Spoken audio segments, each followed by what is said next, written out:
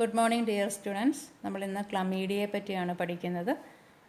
Chlamydia എന്ന് പറയുന്നതും ഒരു ഒബ്ലിഗേറ്റ് ഇൻട്രാസെല്ലുലാർ ആയിട്ടുള്ള ബാക്ടീരിയൽ പതോജനാണ്.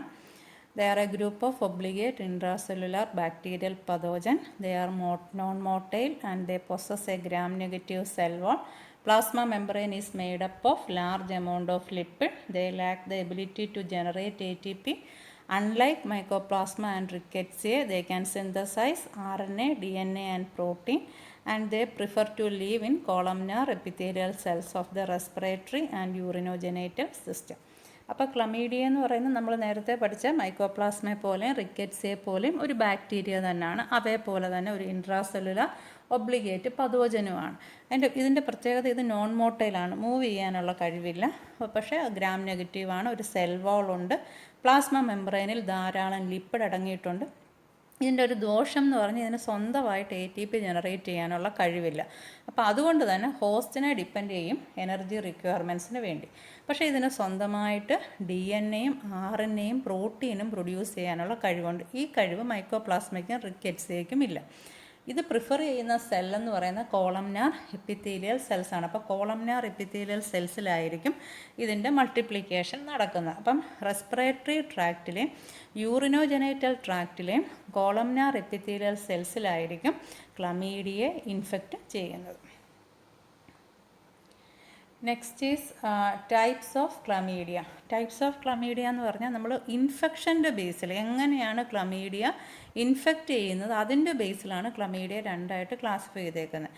എന്ന് പറഞ്ഞു കഴിഞ്ഞാൽ അത് ഒരു ക്ലമീഡിയയുടെ മെയിൻ ക്ലാസിഫിക്കേഷൻ അല്ല, നമ്മൾ ജസ്റ്റ് അതിനെ രണ്ട് ഗ്രൂപ്പായിട്ട് തരംതിരിച്ചിരിക്കുന്നു. അതെങ്ങനെ ഇൻഫെക്റ്റ് ചെയ്യുന്നു, ആരെ ഇൻഫെക്റ്റ് ചെയ്യുന്നു എന്നതിൻ്റെ ബേസിൽ.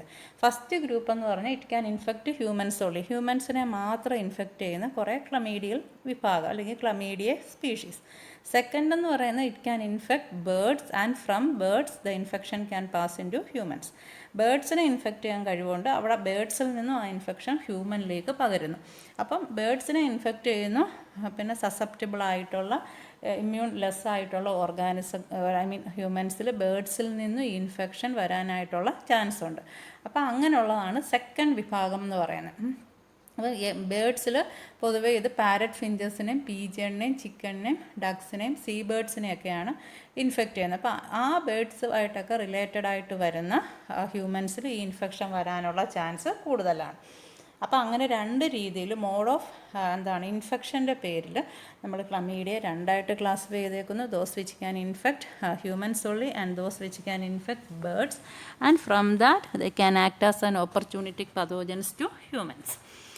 പിന്നെ കോമൺ ആയിട്ട് ഇൻഫെക്റ്റ് ചെയ്യുന്ന ബേർഡ്സ് പാരറ്റും pigeon chicken ducks and sea ബേർഡ്സാണ്. ഇനി ഈ ക്ലമീഡിയ ഒത്തിരി ക്ലമീഡിയൽ സ്പീഷീസ് ഉണ്ട്. അത് കോമൺ ആയിട്ടുണ്ടാക്കുന്ന ചില ഡിസീസുകൾ, അത് ഹ്യൂമൻസിലുണ്ടാക്കുന്ന ഡിസീസുകൾക്ക് എക്സാമ്പിളാണ് trachoma, conjunctivitis and lympho granuloma. അപ്പോൾ ഈ ഡിസീസ് എല്ലാം ഇത് ഹ്യൂമൻസിലുണ്ടാക്കുന്നതാണ്. Trachoma, conjunctivitis and lympho granuloma. Next is morphological forms. ഏതൊക്കെ ഫോമിലാണ് ഈ ക്ലമീഡിയ എക്സിസ്റ്റ് ചെയ്യുന്നത്, അതായത് ഏത് വിഭാഗത്തിൽപ്പെട്ട ക്ലമീഡിയ ആണെങ്കിലും അത് രണ്ട് മോർഫോളജിക്കലി ഡിഫറെൻറ്റ് ഫോംസിലായിരിക്കും എക്സിസ്റ്റ് ചെയ്യുന്നത്. അപ്പോൾ ഒരു ക്ലമീഡിയ തന്നെ രണ്ട് ഫോമിൽ ഒരു ലൈഫ് സൈക്കിളിൽ അത് എക്സിസ്റ്റ് ചെയ്യും. അതിലെ ഫസ്റ്റ് ഫോം എന്ന് പറഞ്ഞാൽ സ്മോൾ എലമെൻ്ററി ബോഡി എന്നാണ് പറയുന്നത്. Small elementary body. അടുത്തതെന്ന് പറഞ്ഞാൽ ലാർജ് റെറ്റിക്കുലേറ്റ് ബോഡി. ഈ സ്മോൾ എലമെൻ്ററി ബോഡിയുടെ പ്രത്യേകത എന്ന് വെച്ചാൽ പേരിൽ തന്നെ ഉണ്ട്, സ്മോളാണ്, അത് സ്പെറിക്കൽ ഇൻ ഷേപ്പാണ്, അതിനകത്ത് ഒരു ഇലക്ട്രോൺ ഡെൻസ് ആയിട്ടുള്ള ന്യൂക്ലിയസ് ഉണ്ട്, അതുപോലെ ധാരാളമായിട്ട് റൈബോസോമൽ RNA ഉണ്ട്. അപ്പോൾ സ്മോൾ സ്പെറിക്കൽ ബോഡിയുടെ പ്രത്യേകത smaller in size, spherical in shape and it has A dense nuclei with a larger amount of ribosomal RNA. നമ്മൾ നേരത്തെ പറഞ്ഞായിരുന്നു സ്വന്തമായിട്ട് പ്രോട്ടീൻ സിന്തസിസിന് കഴിവുള്ള ആൾക്കാരാണ്. അതുപോലെ തന്നെ ഈ സ്മോൾ റെറ്റിക്കുലേറ്റ് ബോഡിയുടെ മറ്റൊരു പ്രത്യേകത it is the infected stage. ഇതാണ് ഇൻഫെക്ഷന് കാരണമാകുന്ന സ്റ്റേജ് എന്ന് പറയുന്നത്. And it has a limited capacity to stay for extra cellular survival.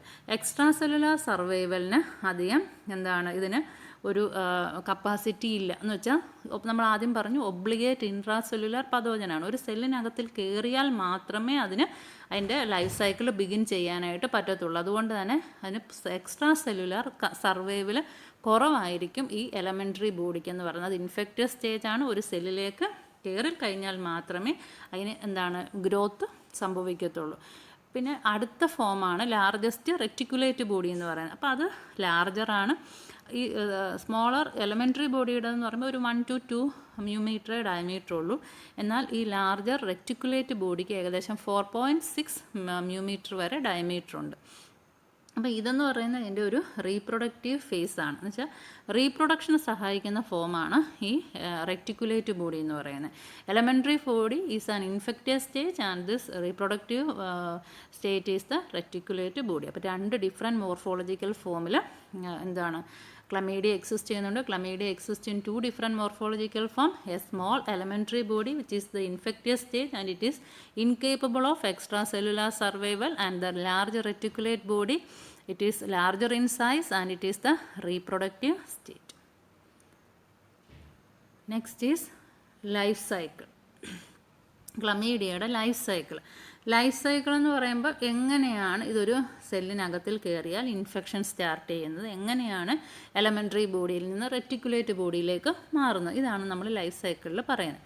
Life cycle begins with the attachment of the elementary body to the cell surface. അപ്പം infect ചെയ്യുന്ന സെല്ലിൻ്റെ സർഫസിലേക്ക് elementary body വന്ന് ആദ്യം അറ്റാച്ച് ചെയ്യുന്നു.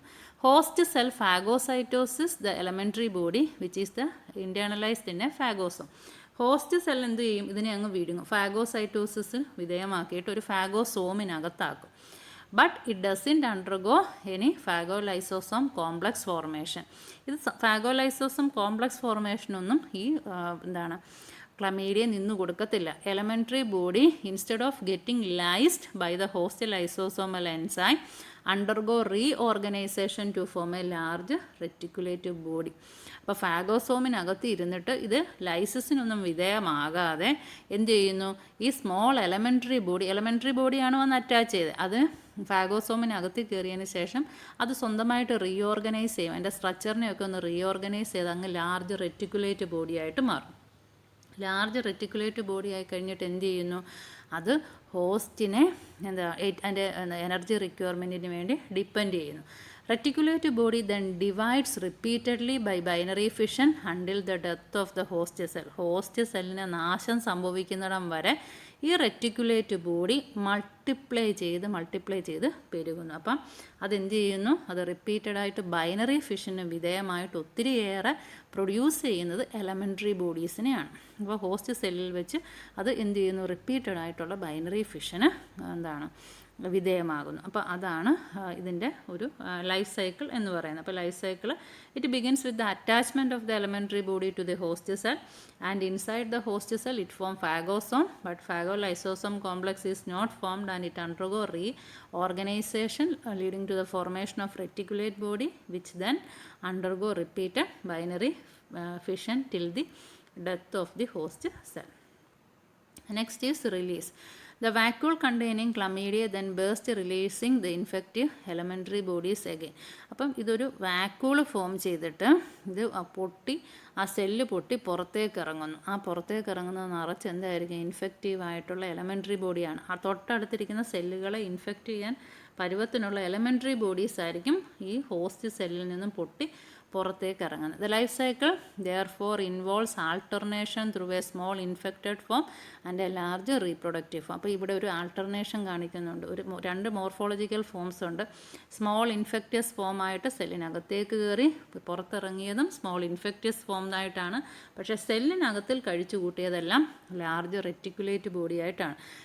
ഇത് ഒരു സെല്ല് ഡിവൈഡ് ചെയ്തുണ്ടാവുന്നത് ലാർജ് റെറ്റിക്കുലേറ്റ് ബോഡി തന്നെയാണ്. എപ്പോഴാണോ ഇത് സെല്ലിനെ വേസ്റ്റ് ചെയ്ത് പുറത്തേക്ക് ഇറങ്ങുന്നത് അപ്പോഴാണിത് സ്മോൾ എലമെൻ്ററി ബോഡിയായിട്ട് പുറത്തിറങ്ങുന്നത്. കാരണം സെല്ലിനകത്തിൽ മൾട്ടിപ്ലിക്കേഷന് ബൈനറി ഫിഷൻ വഴി മൾട്ടിപ്ലൈ ചെയ്യാനുള്ള എബിലിറ്റി റെറ്റിക്കുലേറ്റ് ഫോമിന് മാത്രമേ ഉള്ളൂ. അപ്പോൾ റെറ്റിക്കുലേറ്റ് ഫോം ഡിവൈഡ് ചെയ്താലും റെറ്റിക്കുലേറ്റ് ഫോം തന്നെ ഉണ്ടായാലേ ആ ലൈഫ് സൈക്കിൾ എൻലാർജ് ചെയ്ത് ഒത്തിരിയേറെ ക്ലമീഡിയെ പ്രോജനി ഉണ്ടാവാൻ പറ്റത്തുള്ളൂ. പക്ഷേ എപ്പോഴാണോ ആ സെല്ലിൽ നിന്നും ആ ഇൻഫെക്റ്റ് ചെയ്ത സെല്ലിൽ നിന്നും അത് പുറത്തേക്ക് ഇറങ്ങുന്നത് അന്നേരം അത് എലമെൻ്ററി ഫോം ആയിട്ടായിരിക്കും പുറത്തേക്ക് ഇറങ്ങുന്നത്. അതാണ് അതിൻ്റെ ഇൻഫെക്റ്റിയസ് ഫോം എന്ന് പറയുന്നത്. അത് മറ്റൊരു സെല്ലിനെ ഇൻഫെക്റ്റ് ചെയ്യാനായിട്ട് റെഡിയാവുന്നു. The time required for the completion of a cycle varies from 48 to 72 hours depending on the particular host involve. അതായത് ഒരു എലമെൻ്ററി ബോഡി ആയിട്ട് കയറി തിരിച്ചൊരു എലമെൻ്ററി ബോഡി ആയിട്ട് ഇറങ്ങണമെങ്കിൽ ഏകദേശം 48 തൊട്ട് 72 മണിക്കൂർ വരെ വേണ്ടി വരുന്നു. അപ്പോൾ ഇതാണ് ഇതിൻ്റെ ലൈഫ് ഹിസ്റ്ററി എന്ന് പറയുന്നത്. അപ്പോൾ reticulate and small elementary form തമ്മിലുള്ള ഒരു ആൾട്ടർനേഷൻ ഓഫ് ജനറേഷൻ ഇവിടെ കാണിക്കുന്നുണ്ട്.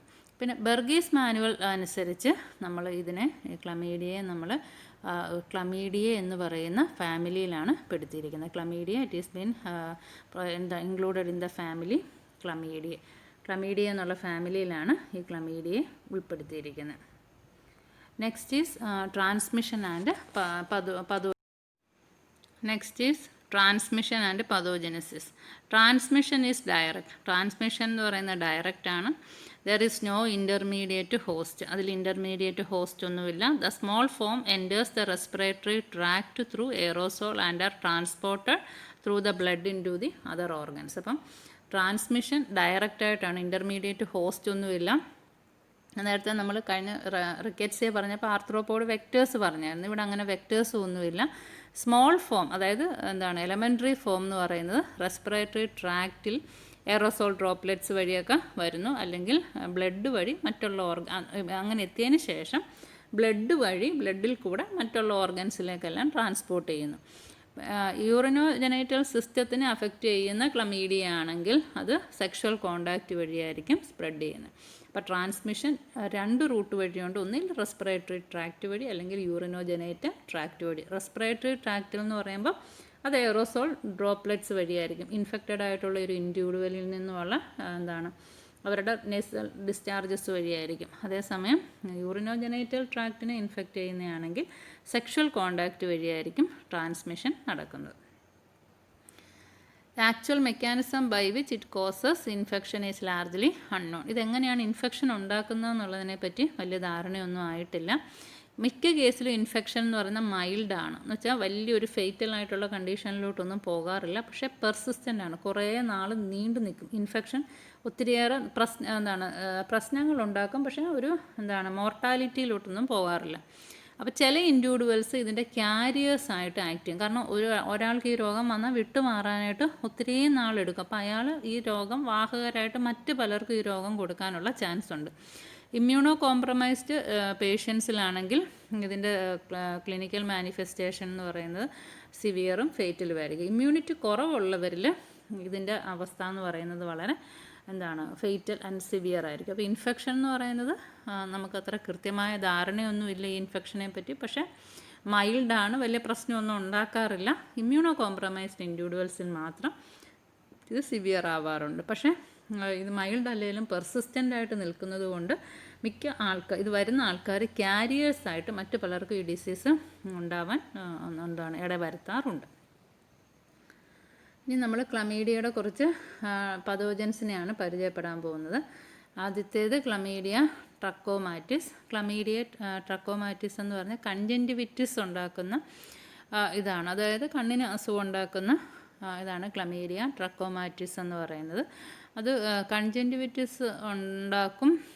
കുറേ നാൾ ഇൻഫെക്ഷൻ തുടർന്നാൽ അത് ബ്ലൈൻഡ്നെസ്സിലേക്ക് പോകാം. അപ്പോൾ പ്രശ്നക്കാരനല്ലെങ്കിലും നമ്മൾ ട്രീറ്റ്മെൻ്റ് ഒന്നും പ്രോപ്പറായിട്ട് എടുക്കാണ്ട് കൺജങ്ക്റ്റിവിറ്റിസ് അങ്ങനെ ആ അവസ്ഥയിൽ തന്നെ നിലനിർത്തി കഴിഞ്ഞാൽ അത് ബ്ലൈൻഡ്നെസ്സിലേക്ക് വരാനുള്ള ചാൻസ് ഉണ്ട്. അതുപോലെ ക്ലമീഡിയ സിറ്റാസി നമ്മൾ നേരത്തെ പഠിച്ചതാണ്. അത് സിറ്റാക്കൂസിസ്, ബേഡ്സിൽ നിന്നും മാനിലേക്ക് വരുന്ന ഡിസീസാണ്. പിന്നെ അത് ഏത് ടിഷ്യൂവിനെയാണോ ഇൻഫെക്റ്റ് ചെയ്യുന്നത് അതിനനുസരിച്ച് പതോജനിസിറ്റിക്ക് വേരിയേഷൻസ് വരും. അപ്പം സിവിയറായിട്ട് ഇപ്പം നമ്മുടെ നേസൽ സെൽസിനെയൊക്കെ അഫക്റ്റ് ചെയ്യുന്നുള്ളെങ്കിൽ ചെറിയൊരു തുമ്മലും ചീറ്റലും കൊണ്ടൊക്കെ മാറും. അതേസമയം ബ്രോങ്കിയോൾസിനെയൊക്കെയാണ് അഫക്റ്റ് ചെയ്യുന്നതെങ്കിൽ ബ്രോങ്കൈറ്റിസ് ഉണ്ടാകും. പ്രോപ്പർ ട്രീറ്റ്മെൻറ്റ് നടത്തിയില്ല എന്നുണ്ടെങ്കിൽ അത് ന്യൂമോണിയയിലേക്ക് മാറാനുള്ള ചാൻസ് ഉണ്ട്. അപ്പം നമ്മൾ ന്യൂമോണിയ പറഞ്ഞപ്പോഴും ക്ലമീഡിയൽ ന്യൂമോണിയ പറഞ്ഞതാണ്. അപ്പം സിറ്റാക്കോസിസ് ആണെങ്കിൽ അത് അവസാനം ന്യൂമോണിയയിലേക്ക് വരാനായിട്ടുള്ള ചാൻസ് ഉണ്ട്. അപ്പം പ്രോപ്പറായിട്ടുള്ള ട്രീറ്റ്മെൻറ്റ്, കാരണം ഇത് കുറേ നാൾ ഇതിന് നമ്മുടെ ബോഡിയിൽ തങ്ങാനുള്ള കഴിവുള്ളത് കൊണ്ട് തന്നെ ട്രീറ്റ്മെൻറ്റ് കറക്റ്റായിട്ട് എടുത്തില്ലെങ്കിൽ ഡിസീസസ് സിവിയർ ആവാനുള്ള ചാൻസ് ഉണ്ട്. അടുത്തയാണ് ക്ലമീഡിയ ന്യൂമോണിയ. അതെന്ന് പറയുന്നത് മനുഷ്യരിൽ നിന്നും മറ്റൊരു മനുഷ്യരിലേക്ക് പകർന്നിട്ട് ന്യൂമോണിയ ഉണ്ടാക്കുന്നു. അതിൻ്റെ ഒരു ദോഷം എന്ന് പറഞ്ഞാൽ ഇതിൻ്റെ ഒരു സർഫസ് ആൻറ്റിജൻ, ഈ ക്ലമീഡിയൽ ന്യൂമോണിയയുടെ ഒരു ആൻറ്റിജൻ, അതിനകത്ത് ഒരു പ്രോട്ടീൻ എന്ന് പറയുന്നത് നമ്മുടെ കാർഡിയാക് പ്രോട്ടീനെ റിസംബിൾ ചെയ്യുന്നുണ്ട്. അപ്പോൾ ഈ ക്ലമീഡിയ നമ്മുടെ ദേഹത്ത് കയറിയിട്ടുണ്ടെങ്കിൽ നമ്മൾ അതിന് എഗനിസ്റ്റായിട്ട് ആൻറ്റിബോഡീസ് പ്രൊഡ്യൂസ് ചെയ്യും. പക്ഷേ ചിലപ്പോൾ ഈ ഓട്ടോ ഇമ്മ്യൂൺ റെസ്പോൺസൊക്കെ കൂടിയ ആൾക്കാരിൽ, ഹൈപ്പർ സെൻസിറ്റീവായിട്ടുള്ള ആൾക്കാരിൽ ഇത് റുമറ്റോയിഡ് ഡിസീസിന് കാരണമാകാറുണ്ട്. കാരണം ഇത് ക്ലമീഡിയ ആണെന്ന് കരുതി ഈ കാർഡിയാക് പ്രോട്ടീൻ എഗനിസ്റ്റായിട്ട് നമ്മൾ എന്ത് ചെയ്യുന്നു, ആൻറ്റിബോഡീസ് പ്രൊഡ്യൂസ് ചെയ്യാനുള്ള ഒരു സാഹചര്യം ഉണ്ടായാൽ അത് റുമറ്റോയിഡ് ഡിസീസ് കുട്ടികളിലുണ്ടാക്കും. അതിൽ മുതിർന്നവരിലാണെങ്കിൽ എൻഡോകാർഡിറ്റിസ്, അതുപോലെ എത്തിറോസ്ക്ലീറോസിസ് ഒക്കെ ഉണ്ടാക്കാനുള്ള ചാൻസ് ഉണ്ട്. അപ്പോൾ ഹേർട്ടിനെ ബാധിക്കുന്നതാണ് എൻഡോകാർഡിറ്റിസ് ആയാലും എത്തിറോസ്ക്ലീറോസിസ് ആയാലും. അപ്പോൾ അതൊക്കെ ഉണ്ടാവാനുള്ള ചാൻസ് ഉണ്ട്. ഈ അത് ഏത് കേസിലാണ് വരുന്നത്? ക്ലമീഡിയൽ ന്യൂമോണിയ എന്ന് പറയുന്നതിൻ്റെ ഒരു ആൻറ്റിജൻ നമ്മളുടെ ബോഡിയിൽ ഉള്ള കാർഡിയാക് പ്രോട്ടീനുമായിട്ട് റിലേറ്റഡ് ആണ്, അല്ലെങ്കിൽ റിസംബിൾ ചെയ്യും. അപ്പോൾ ഈ ഒരു രോഗാണു നമ്മുടെ ദേഹത്ത് കയറിക്കഴിഞ്ഞാൽ അതിന് എഗനിസ്റ്റായിട്ട് പ്രൊഡ്യൂസ് ചെയ്യുന്ന ആൻറ്റിബോഡീസ് പോയിട്ട് ഈ കാർഡിയാക് പ്രോട്ടീനെ അഫക്റ്റ് ചെയ്യാനുള്ള, അല്ലെങ്കിൽ അതിൻ്റെ പ്രൊഡക്ഷനെ അല്ലെങ്കിൽ അതിനെ ബ്ലോക്ക് ചെയ്യാനുള്ള ചാൻസ് ഉണ്ട്. അങ്ങനെ നമുക്ക് ഓട്ടോ ഇമ്മ്യൂൺ റെസ്പോൺസ് വഴി റുമറ്റോയിഡ് ആർത്രൈറ്റിസും അതുപോലെ തന്നെ എൻഡോകാർഡിറ്റിസും അത്തിറോസ്ക്ലീറോസിസും ഒക്കെ വരാനുള്ള ചാൻസ് ഉണ്ട്. അപ്പോൾ ഇത്രയാണ് ക്ലമീഡിയൽ ഡിസീസ്. ഇനി നമുക്ക് ക്ലമീഡിയൽ ന്യൂമോണിയ അല്ലെങ്കിൽ ക്ലമീഡിയയുടെ തന്നെ ഏത് ക്ലമീഡിയ ആണെങ്കിലും രണ്ട് ലൈഫ് സൈക്കിൾ രണ്ട് മോർഫോളജിക്കൽ ഫോം ലൈഫ് സൈക്കിൾ കാണിക്കുമെന്ന് പറഞ്ഞു. അപ്പോൾ ഒരു എലമെൻ്ററി ബോഡി വന്ന് ഇൻഫെക്ഷൻ തുടങ്ങുന്നു. അപ്പോൾ ഒരു ഫാഗോസോം കോംപ്ലക്സ് ഫോം ചെയ്യുന്നു. അത് അതിനകത്ത് ഇരുന്നിട്ട് ബൈനറി ഫിഷൻ വഴി റെപ്ലിക്കേറ്റ് ചെയ്ത് അതാദ്യം റീഓർഗനൈസ് ചെയ്ത് ലാർജർ റെറ്റിക്കുലേറ്റ് ബോഡിയായിട്ട് മാറുന്നു. റെറ്റിക്കുലേറ്റ് ബോഡി പിന്നീട് ഡിഫറൻഷ്യേറ്റ് ചെയ്ത് ഒത്തിരി സെൽസ് ഉണ്ടാവുന്നു. ആ കുറേ സെൽസ് റെറ്റിക്കുലേറ്റ് ബോഡിയായിട്ട് തന്നെ നിൽക്കുന്നു, കുറേ എലമെൻ്ററി ബോഡി ആവുന്നു. ഫൈനലി അത് റിലീസ് ചെയ്ത് പുറത്തേക്ക് ഇറങ്ങുമ്പോൾ എല്ലാവരും റെറ്റിക്കുലേറ്റ് ബോഡിയായിട്ട് പുതിയ സെല്ലിനെ ഇൻഫെക്റ്റ് ചെയ്യാൻ പാകത്തിന് ഇറങ്ങുന്നു. ഇത് ക്ലമീഡിയൽ ട്രക്കോമാറ്റിസ് ആണ്. അപ്പോൾ അതിൻ്റെ ഡയഗ്രാം റെഡിഷ് ആയിട്ട് കാണിച്ചേക്കുന്നതൊക്കെ ഈ ക്ലമീഡിയൽ ട്രക്കോമാറ്റിസ് ആണ്. അതിൻ്റെ ലൈഫ് സൈക്കിൾ ഇങ്ങനെ തന്നെ, വ്യത്യാസമൊന്നുമില്ല. അപ്പം നിങ്ങളെ ക്ലമീഡിയ എങ്ങനെയാണ് ക്ലംപ് ചെയ്ത് കിടക്കുന്നതെന്ന് കാണിക്കാൻ വേണ്ടി ആണ് ഈ ഡയഗ്രാം വെച്ചേക്കുന്നത്. ഓക്കെ, അപ്പോൾ താങ്ക് യു.